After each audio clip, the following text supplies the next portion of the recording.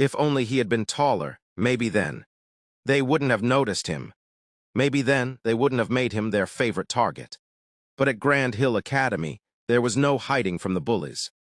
And for Finn, life had become a daily battle of survival. The school bell clanged loudly, marking the end of another long day. Students poured out of their classrooms, their chatter filling the air as they hurried towards the school gate.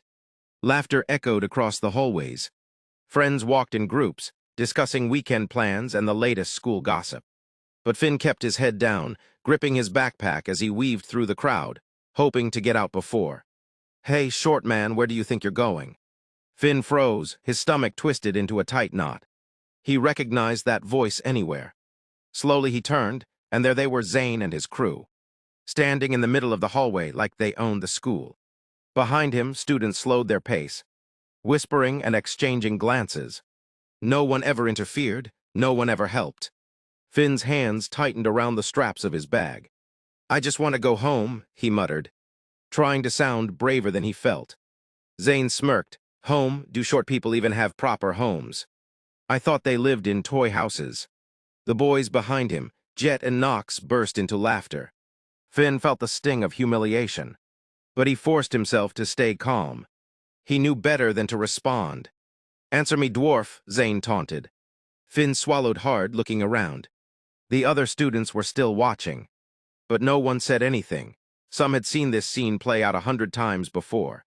"Maybe he didn't hear you, Zane," Jet said, stepping closer. "Or maybe his ears are as small as the rest of him." More laughter. Zane's grin widened. "Let's check," he said, reaching forward and yanking Finn's backpack off his shoulder.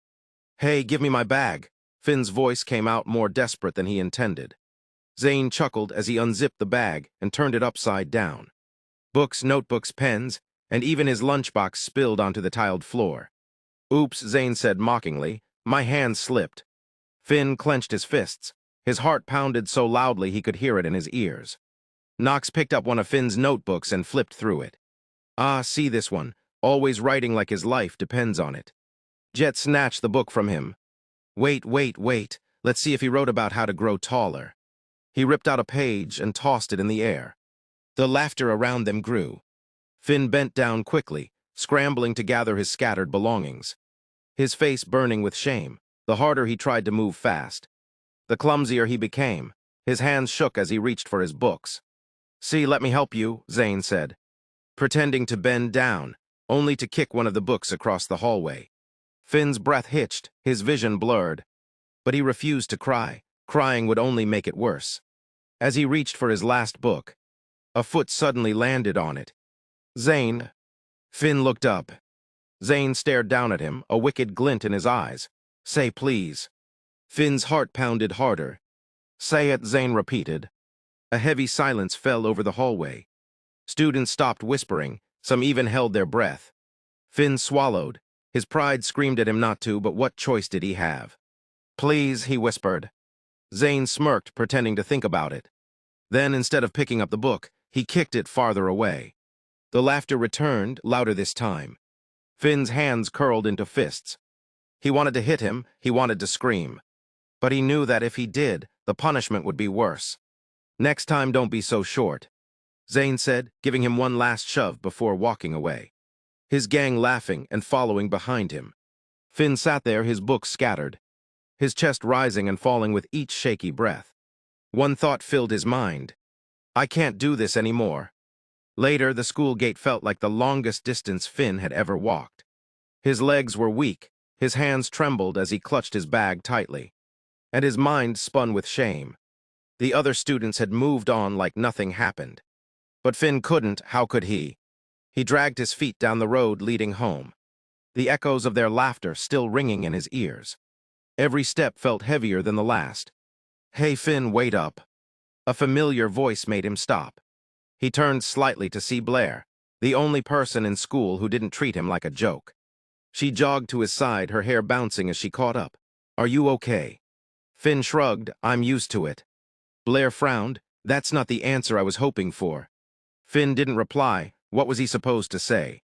That every day felt like a punishment, just because he was born shorter than everyone else. Blair sighed. "Look, I saw what happened." It's not fair, someone has to stop them. Finn let out a dry laugh. And who's going to do that? The teachers ignore it, the students don't care. And I'm just the short guy. No one takes me seriously. Blair's eyes softened. I take you seriously. Finn glanced at her, but his face remained emotionless. He wanted to believe her, he really did. But what did it change? He was still the one being humiliated every single day. They walked in silence for a while, until Blair spoke again. You know, my cousin used to get bullied too. She said one day he snapped, he fought back. Finn scoffed, did it stop the bullying? Blair hesitated before answering. No, but it made them respect him. Finn shook his head. I don't need their respect. I just want them to leave me alone. Blair didn't argue, but Finn could tell she wasn't convinced. As they reached Finn's street, Blair nudged him lightly. Look, don't let them get to you. You're stronger than you think. Finn gave a weak smile, but deep inside, he wasn't sure he believed that anymore. See you tomorrow, she said before turning toward her house. Finn watched her go, then sighed as he walked up to his own front door. Home was supposed to be a place of comfort. But for Finn, it was just another reminder of how small he felt in the world. His parents were always busy. His dad worked long hours. And his mom barely had time to notice him between managing the house and looking after his younger siblings. He opened the door and slipped inside. His mom was in the kitchen. His little brother was watching cartoons. And his dad hadn't come home yet. Finn, is that you? His mom called from the kitchen. Yeah, he muttered, heading straight to his room. Once inside, he locked the door and threw his bag onto the floor. He collapsed on his bed, staring up at the ceiling. He wanted to disappear. Why did it have to be him? Why couldn't he just be normal? His mind kept replaying everything, Zane's smirk. The laughter, the way they made him beg for his own book. Tears burned his eyes, but he blinked them back. Then he sat up and reached for his notebook. Flipping to an empty page, he wrote 3 words, I give up. For the first time, Finn felt like there was no way out. Later that night, Finn sat on his bed, staring at the words he had written. His fingers trembled as he traced the letters with his pen. He had always imagined that things would get better one day, that the bullying would stop, that people would see him for who he really was. But what if they never did? What if this was his life forever? The thought sent a chill through his body. A knock on his door made him snap out of his thoughts. Finn, his mom's voice filtered through the wooden door. Dinner's ready. He hesitated before answering. I'm not hungry. There was a pause, then, are you sure? Yeah, he said, trying to keep his voice steady. I just want to sleep. Another pause, then a sigh. Okay, but don't stay up too late. Finn waited until he heard her footsteps fading before he exhaled. He looked back down at the notebook. The words stared back at him like a challenge. What if he really did give up? Would anyone even care? Would Zane and his gang feel bad? Would they finally regret how they treated him? Or would they just laugh like they always did? He shook his head. No, he couldn't think like that. But the thoughts wouldn't leave. The next morning, Finn felt hollow.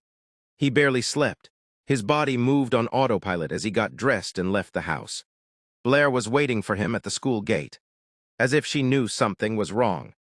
You look terrible, she said, frowning. Thanks, Finn muttered. I mean it, she said, stepping closer. Did something happen? Finn wanted to tell her. He wanted to tell someone, anyone, how he felt, but the words wouldn't come. It's nothing, he mumbled. Blair studied him, unconvinced. Before she could push further, loud laughter made Finn's stomach tighten. Zane, he and his crew were hanging near the entrance, like they always did, looking for their next victim. Finn prayed they wouldn't notice him. No such luck. Hey, short man, Zane called. Grinning, you still angry about yesterday? You gonna cry? His friends chuckled, nudging each other. Finn clenched his fists. He could feel Blair watching him, waiting to see how he'd react. He wanted to walk away. He wanted to pretend they didn't exist. But something in him snapped. He turned to Zane, his voice flat. What's your problem? Zane raised an eyebrow, amused. Oh, short man grew a backbone overnight. His friends laughed harder. Finn's heart pounded, but he didn't back down. You do this every day, he said, his voice shaking with anger. You treat me like I'm nothing, like I don't matter. Zane smirked, because you don't. Finn felt like he had been punched in the stomach. He knew Zane was cruel, but hearing it so plainly, like his existence truly meant nothing, made something inside him crumble. Blair stepped forward, her face set with anger. "That's enough, Zane." Zane rolled his eyes. Oh, look. His little friend is defending him. The laughter around them grew. Finn couldn't take it anymore. He turned and walked away, his vision blurring. Blair called after him, but he didn't stop. He didn't even know where he was going. He just needed to be anywhere but there. Finn skipped classes for the first time in his life. He sat behind one of the empty classrooms, knees pulled to his chest, staring at the dirt beneath his shoes. His mind kept replaying Zane's words, "Because you don't." Maybe Zane was right. Maybe he really didn't matter. The bell rang, signaling the start of another period, but Finn didn't move. He had never felt so empty before. What was the point of it all? Would anyone notice if he just disappeared? A tear slipped down his cheek. Then another. For the first time in a long time, Finn let himself cry. That day, Finn didn't go back to class. He sat behind an empty classroom, his mind drifting deeper into a dark place he never thought he'd reach. What if this was it? What if nothing ever got better? He wiped his face with the sleeve of his shirt. But the tears kept coming. He was tired. Tired of feeling small. Tired of fighting a battle he was never going to win. Footsteps. Finn stiffened. "Finn," Blair said softly. Her voice sounded scared. He didn't turn around. She sighed and sat beside him, pulling her knees up to her chest. "You scared me. When you walked off like that, I thought." Finn swallowed the lump in his throat. "I just needed to be alone." Blair stayed silent for a while. The schoolyard noise felt distant, like they were in another world. Then she spoke. "You know you're not alone, right?" Finn let out a hollow laugh. "Doesn't feel like it." Blair's eyes filled with concern. "I see what they do to you. I see how it affects you. And I swear if I could make it stop, I would." Finn looked at her. "You can't, no one can." Her jaw tightened. "That's not true." Finn scoffed. "It is, they don't care, no one does." Blair turned to face him fully. "I care." Finn opened his mouth, then closed it. He didn't know what to say. Blair took a deep breath. "I don't know what's in your head right now. But whatever it is, don't let them win. Don't let them break you." Finn clenched his fists. "They already have." Blair grabbed his wrist. "No, they haven't. You're still here, Finn. You're still fighting. Even if you don't realize it." Finn stared at her, his throat tight. He wanted to believe her, but the pain in his chest made it hard. The bell rang again. Blair stood up and brushed the dust off her skirt. "Come on, let's go to class." Finn hesitated, then shook his head. "Not today." Blair frowned. "Finn." "Please," his voice cracked. She studied him, then sighed. "Fine. But promise me you'll go home after school. No wandering around alone." Finn nodded, unsure if he meant it. After school ended, Finn made a decision. He didn't go home. Instead, he wandered the streets aimlessly until, almost by fate, he found himself at the edge of a bridge. The river below was dark, endless, almost inviting. Finn gripped the railing, staring down. One step, that's all it would take. No more Zane, no more pain, just silence. His breath came out shaky. He didn't hear the footsteps behind him until it was too late. "Finn," a familiar voice called. His heart pounded. He turned slowly. Zane stood there, his hands in his pockets, looking at him with an expression Finn had never seen before, something like regret and deep concern. "What are you doing here?" Finn's voice was barely a whisper. Zane's tone was quiet. "I was walking home. I saw you standing here. I figured I should check if you were planning something stupid." Finn clenched his fists. "Why do you care?" Zane sighed, running a hand through his hair. "I never thought it was this bad. Finn, I never meant for things to get like this." Finn's nails dug into his palms. "You called me nothing." Zane flinched. Silence stretched between them. Then Zane spoke again, softer this time. "I was wrong. I know I hurt you. And I know I pushed you to a breaking point. I can't take back what I did, but I—" Finn's eyes filled with pain as he looked back at the water. His mind was made up, without another word. He turned and ran toward the edge of the rooftop. "Finn, wait!" Zane lunged forward, but it was too late. Finn jumped. The world seemed to slow as he fell. The wind roared in his ears, drowning out Zane's desperate scream. He shut his eyes just before his body hit the ground. A sickening thud. Silence, then chaos erupted. Screams rang through the school compound. Students froze in horror. A teacher dropped her books. A security guard rushed forward. By the time an ambulance arrived, it was already over. Finn's lifeless body lay on the pavement. His small frame crumpled like a discarded doll. At the hospital, Mrs. Carter refused to leave her son's side. She clutched his cold hand, sobbing uncontrollably, while Mr. Carter stood nearby, his eyes hollow with disbelief. Doctors explained softly that Finn had taken his own life by jumping from the school rooftop. It didn't make sense. Why would Finn do this? Then the principal arrived, his face pale and hands shaking as he sat down with the grieving couple. "I am so sorry for your loss," he said, his voice trembling. Mrs. Carter looked up sharply. "Why did he do it? My son would never." Her voice broke as she gripped Finn's hand tighter. The principal hesitated, then sighed. "There's something you need to see." He pulled out his phone and showed them a folder of messages. Mrs. Carter leaned in, her hands trembling as she read. Insulting names, cruel taunts, and messages telling him he was useless, that he should disappear. Tears streamed down her face. More messages and videos followed. One showed Finn being pushed into a locker while a group of boys laughed. Another showed him surrounded in the cafeteria, having food thrown at him. Mrs. Carter gasped, "Oh my God." Mr. Carter clenched his fists, his body shaking with rage. They bullied him, they pushed him to this. The principal looked down in shame. "We didn't know it was this bad." Mr. Carter slammed his fist against the table. "How could you not know? He was in your school, under your care, and he was suffering." Mrs. Carter sobbed, "Why didn't he tell us?" Then someone spoke up. "He tried." They turned to see Zane standing at the door, his face red and eyes swollen from crying. Mrs. Carter rushed to him. "Zane, please tell me everything. Did you know Finn was being bullied?" Her family and Zane's family have been friends from way back.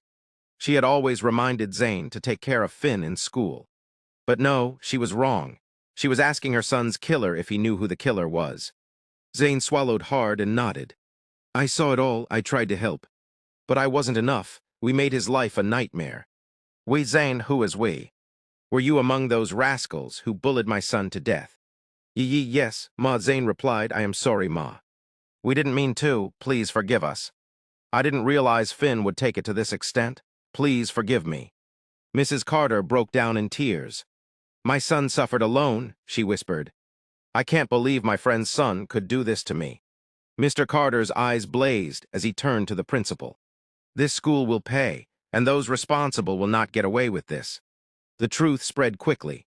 The Carters released Finn's suicide note, a heartbreaking letter found in his backpack that read, "I tried to be strong, but they never stopped.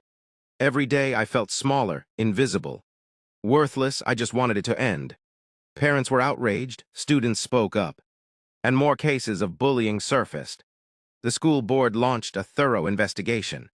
It turned out that Zane, along with his friends Jet and Knox, were the main culprits behind the relentless bullying. No other group was involved. This time, justice would not let Zane walk free.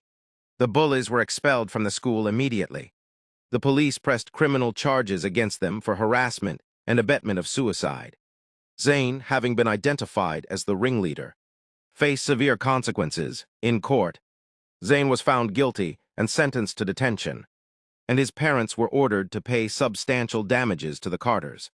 Zane's actions, which had pushed Finn to take his own life, would haunt him forever. The school, now under heavy scrutiny, was forced to implement strict anti-bullying policies. Several staff members were held accountable for neglect, and new measures were put in place to protect students from suffering the same fate as Finn. At home, Mrs. Carter sat in Finn's empty bedroom, holding his favorite comic book against her chest. Tears rolled down her face as she whispered, "I'm so sorry, my boy. I should have seen the signs. I should have fought for you." Mr. Carter stood in the doorway, his jaw tight. He realized that their failure to listen had cost them their precious son.